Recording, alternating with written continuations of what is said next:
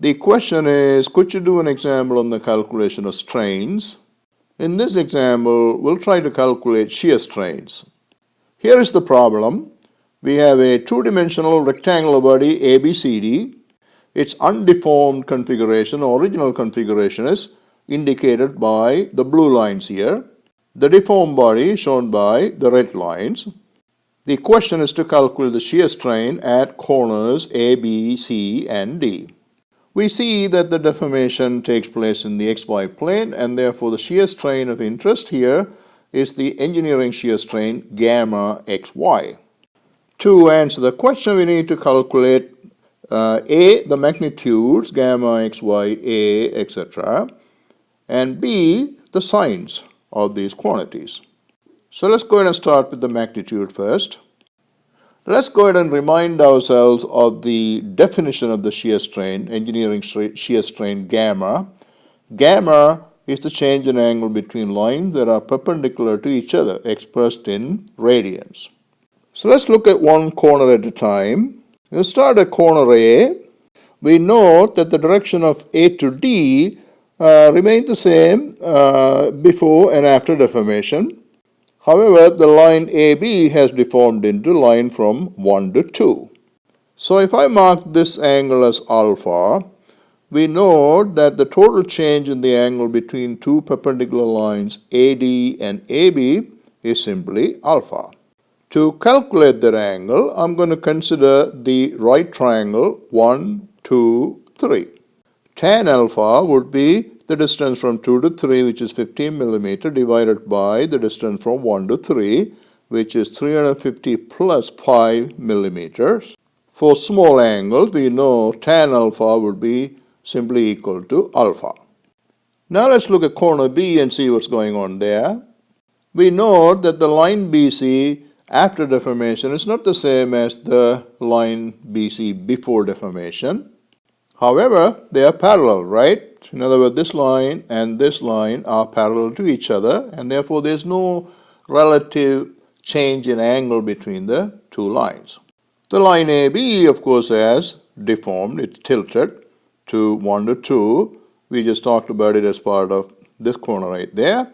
And the change in angle there is still alpha. So once we calculate alpha as part of this corner A, then we would know a value for alpha, and then we can go ahead and calculate the shear strain at point B, right? Now let's consider point C, corner C. Once again, we note that line BC deforms into a parallel line. The direction of line CD has changed. The angular change is beta, right? By considering the triangle 4, 5, and 6, we can calculate a value for beta. Now we look at corner D, and we note that the angular change of that corner is beta. So once we calculate a beta as part of this corner, we already have a value for that. And therefore we can go ahead and calculate the shear strain at corner D as well. So to solve the whole problem, what it boils down to is to calculate two angles, alpha and beta. So let's go ahead and do that first. Here are the details of my calculations. For small angles, alpha is approximately equal to tan alpha, which is 15 millimeter divided by 350 plus 5 millimeter. So that gives us a value of 0.0423 for alpha, 0.0423 radians. Now considering triangle 4, 5, 6, tan beta is this distance, which is 20 plus 10 millimeter divided by this distance, which is the same distance as this one that we used in the earlier calculation, which is 355 millimeters. Here we get a value of 0.0845 for beta. Here are the details of the calculation of the shear strains at the corners. Gamma xy at point A is simply alpha, which is 0.0423. Gamma xy at point B is also alpha. Gamma xy at point C is beta, and gamma xy at point D is also beta. Now let's figure out the signs. Here's a sign convention for us to use to figure out the sign of the shear strains at these corners. In this figure, the two solid red lines are the two perpendicular lines before deformation, and these solid lines deform into the dotted lines. If these two perpendicular lines deform like shown in this picture, then the shear strains at these corners will be positive, right? For example, in case 1, the solid line deforms into this dotted line, and this solid line deforms into this dotted line, and therefore the final angle between the two lines is smaller than the angle before deformation, which was 90 degrees, right? So if this is how the deformation occurs, then the shear strain is positive. In case 2, this horizontal solid line is directed in the negative x direction, and this horizontal solid line is directed in the negative y direction, right? If they deform into these dotted lines, then the angle still decreases, and therefore the shear strain there is positive. And so on. So we have two other cases here. So first we try to match the corners to these cases.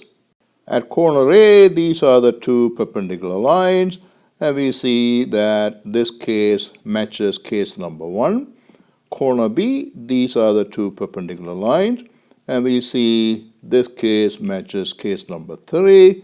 At corner C, these are the two perpendicular lines, that matches case number 2. And at corner D, these are the two perpendicular lines, and that matches case number 4. Now looking at corner A one more time, there's no angular change to this line, but this line has deformed in this direction, which is opposite to the deformation over here, right?